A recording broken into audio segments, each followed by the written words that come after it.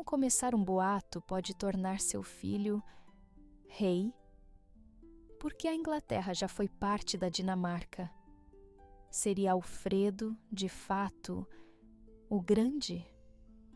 Edgar era realmente o Pacífico? E Ethelred estava mesmo despreparado? Os reis e rainhas da Inglaterra. Tudo começa com a ferocidade dos saxões. Após a retirada dos romanos da Grã-Bretanha, no século V, chefes tribais de toda a ilha passaram as centenas de anos seguintes, lutando por território. Alguns se fortaleceram e consolidaram poder, enquanto outros ficaram pelo caminho. No final, uma dinastia, a Casa de Wessex, emergiu para estabelecer uma monarquia. Embora sua trajetória não tenha sido suave ou direta, ela formou uma linha ininterrupta desde o século IX até a monarquia moderna. A Casa de Wessex. Alfredo, o Grande. Alfredo era o quarto filho do rei do pequeno reino de Wessex. Ainda criança, acompanhou o pai em uma peregrinação a Roma. Sua família vivia em guerra contra as invasões vikings, e Alfredo provou ser um líder militar capaz. Um a um, seus irmãos caíram vítimas da vida brutal de guerreiros. E Alfredo foi coroado rei de Wessex em 871, aos 22 anos. Ele derrotou os vikings em 2 batalhas decisivas, e o rei dinamarquês, Guthrum, foi forçado a selar a paz. O tratado dividiu a Inglaterra, o nordeste para os dinamarqueses e o sudoeste para Alfredo, expandindo significativamente seu domínio. Alfredo casou-se com Ealhswith, uma nobre da Mércia, fortalecendo ainda mais sua posição. Seu nome significa Elfo Sábio, e ele fazia jus ao título. Construiu defesas, reorganizou o exército e criou uma marinha para repelir futuros ataques. Promoveu a educação, a justiça e reformou a moeda. Também restaurou a cidade romana de Londres, devastada após anos de ataques, mas estratégica devido ao rio Tâmisa. Ao falecer, aos 50 anos, após 28 no trono, era conhecido como o Rei dos Anglo-Saxões. Eduardo, o Velho, o filho mais velho de Alfredo, Eduardo, foi o sucessor. Governou por 25 anos, expandindo o reino inglês e capturando a Anglia Oriental dos dinamarqueses, garantindo quase um século de trégua. Tornou-se governante da Mércia em 918, após a morte de sua irmã. Naquela época, as terras herdadas eram frequentemente divididas entre os filhos, em vez de seguirem a regra, onde o primogênito herda tudo. Eduardo faleceu aos 50 anos. Athelstan. Com a morte de Eduardo, seu filho Athelstan foi nomeado rei da Mércia. Seu irmão, Aelfweard, poderia ter sido rei de Wessex, mas sobreviveu ao pai por apenas 16 dias. Assim, Athelstan assumiu ambos os territórios. Ele conquistou York, o último reduto viking, tornando-se o primeiro rei anglo-saxão a governar toda a Inglaterra.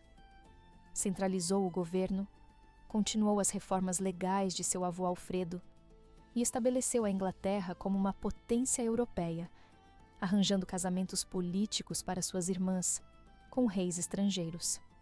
Athelstan era incrivelmente piedoso. Colecionava relíquias, fundou igrejas e nunca se casou.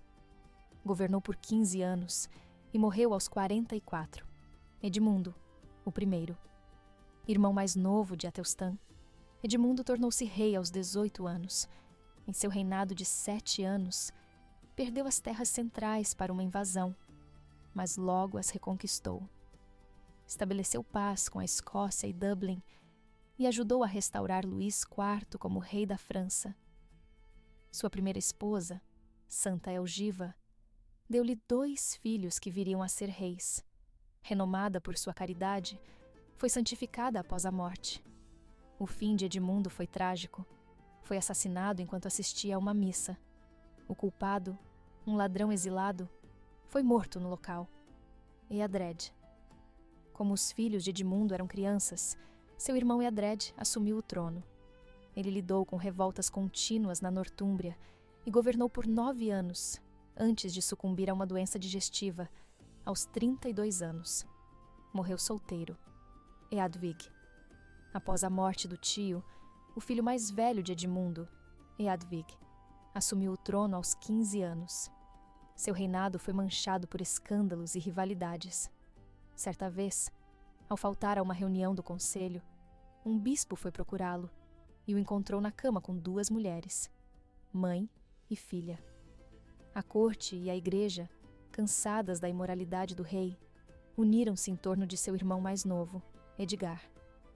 Anularam o casamento de Eadwig, alegando parentesco próximo, mas, na verdade, queriam evitar herdeiros que atrapalhassem a sucessão de Edgar. Eadwig morreu aos 19 anos, e o conselho certamente não lamentou sua partida. Edgar, o Pacífico. Edgar restabeleceu as relações com os nobres e o clero. Sua coroação foi inédita. Nobres de toda a Grã-Bretanha juraram lealdade a ele, criando a base para a cerimônia que existe até hoje. Sua esposa, Elfrida, foi a primeira a ser coroada rainha ao lado do rei. Ficou conhecido como o Pacífico, pois seu reinado encerrou as divisões entre os pequenos reinos. Governou por 15 anos e morreu aos 31. Eduardo, o mártir. Com a morte de Edgar, os nobres apoiaram seu filho mais velho, Eduardo, de 13 anos, apesar de sua ilegitimidade. Foi um rei fraco. Nobres saquearam as riquezas que seu pai doara aos mosteiros e uma guerra civil quase eclodiu. Aos 16 anos, Eduardo foi assassinado. Muitos acreditam que foi a mando da rainha viúva Elfrida para abrir caminho ao trono para seu próprio filho, Ethelred. Ethelred, o despreparado. Ethelred recebeu a coroa aos 12 anos. O apelido O Despreparado é, na verdade, um erro de tradução do inglês antigo, unread, que significa mal aconselhado. Os vikings dinamarqueses voltaram a atacar a costa, culminando em uma derrota humilhante na Batalha de Maldon. Ethelred foi forçado a pagar tributos ao rei dinamarquês, Sweyn Barba Bifurcada. Em retaliação, ordenou um massacre de colonos dinamarqueses na Inglaterra, o que levou Sweyn a invadir o país e forçar Ethelred a fugir para a Normandia. A Casa da Dinamarca, Sweyn Barba Bifurcada. Rei da Dinamarca e da Noruega, Sweyn conquistou a Inglaterra em 1013, mas morreu no ano seguinte. Ele nomeou seu filho Canuto como herdeiro, mas os nobres ingleses ofereceram a coroa de volta a Ethelred, o despreparado, sob a condição de que ele assinasse um acordo garantindo direitos ao povo e limitando seu poder, o primeiro documento desse tipo. Com os ingleses unidos contra ele, Canuto recuou e Ethelred reinou por mais 2 anos, até sua morte. Edmundo Braço de Ferro. Filho de Ethelred, Edmundo ganhou o apelido Braço de Ferro, por sua bravura ao defender Londres. Assumiu a coroa aos 26 anos, mas Canuto invadiu novamente, e desta vez venceu. Edmundo ficou apenas com o Essex, enquanto Canuto tomou o resto da Inglaterra. Edmundo faleceu meses depois, devido a ferimentos de batalha. Canuto, o Grande, tornou-se rei da Inglaterra, Dinamarca e Noruega, o Império do Mar do Norte.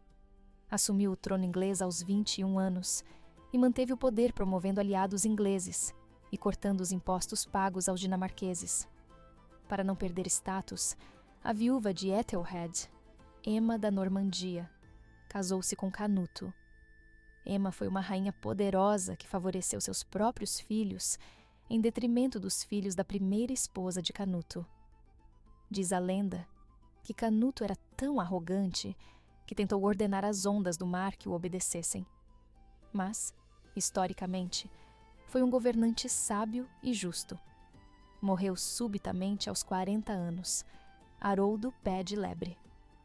Embora Haroldo fosse o filho mais velho de Canuto, o herdeiro nomeado era seu meio-irmão mais novo, Hardecanuto. Uma lenda, possivelmente espalhada por Ema da Normandia, sugeria que Haroldo não era filho do rei, mas sim de um sapateiro. Quando o pai morreu, Hardecanuto estava na Dinamarca e Haroldo foi nomeado regente. 2 anos depois, com apoio suficiente, declarou-se rei. Haroldo morreu aos 24 anos, pouco tempo depois de usurpar a coroa. Hardecanuto. Após a morte do irmão, Hardecanuto assumiu pacificamente, mas trouxe um exército por precaução. Vingativo, mandou desenterrar o corpo de Haroldo, decapitá-lo e jogá-lo no rio Tâmisa.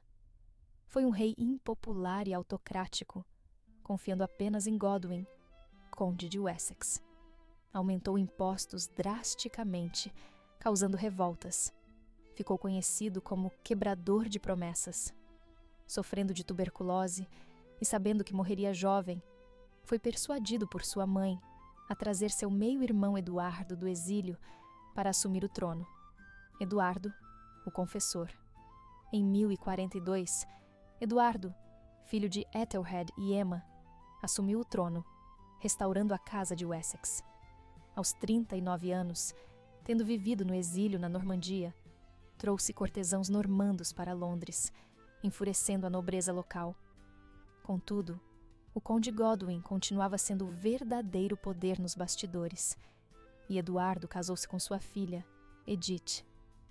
Eduardo era um homem muito religioso, o que talvez explique a ausência de filhos. Seus 24 anos de reinado foram um período de paz, a calmaria antes da tempestade. Em 1066, Eduardo morreu e foi santificado. Mas, como não deixou herdeiros, o país mergulharia em um tumulto sangrento pela sucessão. Se inscreva para não perder o próximo vídeo e descobrir como a Inglaterra teve 4 reis em um único ano, por que a carne muda de nome quando chega à mesa, e qual o melhor lugar para eliminar seu irmão e roubar sua coroa.